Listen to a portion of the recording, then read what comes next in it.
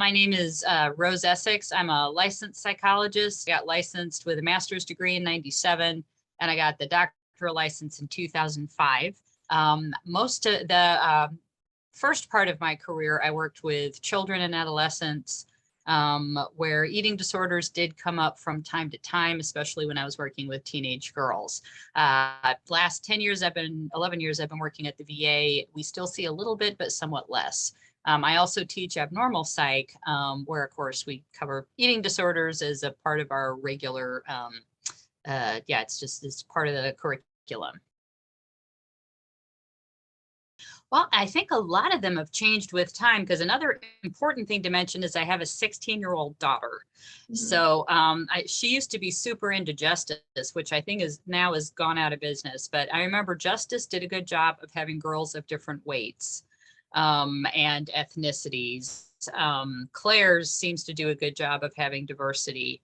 Now what amazes me, though, is even Victoria's Secret has women who are diverse across a number of spectrums. They've even had a model now with Down syndrome, but also women different sizes.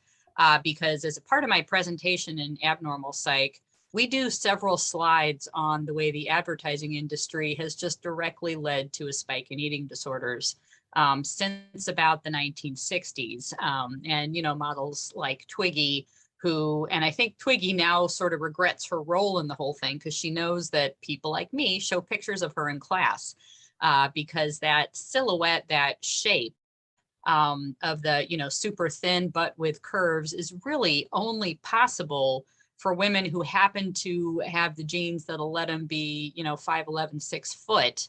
And either they happen to manage to have the rare combination of genes where you can both be thin and have a large chest, or they get implants. So it is kind of amazing in the last, like, even 2 years, the way the advertising industry has kind of woken up, which is good, because they frankly, you know, just about have blood on their hands, right? I mean, there have been, because anorexia has like a 10% death rate. It has a pretty high mortality rate, even for a psychological disorder. And you can draw a direct line to advertising.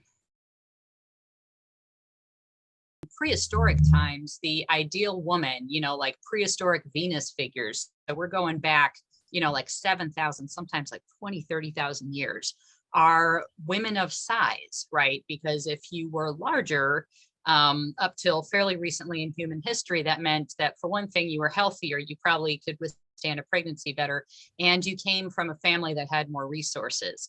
And that was true even through the 1940s. You know, when you think about nose art on the airplanes in World War II, you know, the pinup models, Marilyn Monroe, who else, Mae West, they were not tiny women, right? They would probably be like an 8 or even a 10 in current sizes. And it was the 1960s when you got those. And I think there was some variation over time, because I think like in the 20s, lean lines was kind of the thing. But especially in the 60s, you had the super thin models, and that continued in the 70s and 80s. And, you know, eating disorders, you know, probably always were a thing, but they really increased after that. And, you know, there's certainly teenage girls with eating disorders whose phones are full of very, very thin women. This is just my opinion, because I haven't seen research on it, but people like to be seen. That's sort of the whole point of why people are into social media. You like to, you know, people think about themselves. They like to think about other people thinking about them. So it just makes sense to me that seeing yourself represented is incredibly powerful. I know in my own classes, I try to include different examples, and I'll think about different students in the class and would they relate to this or that. And, you know, I show the picture and I start talking about it, and their eyes get bigger and they start bobbing their heads. You know, people like to feel understood. So you could, I mean, it's possible that people just dismiss that as, oh, well, it's just Victoria's Secret trying to score cheap points or whatever.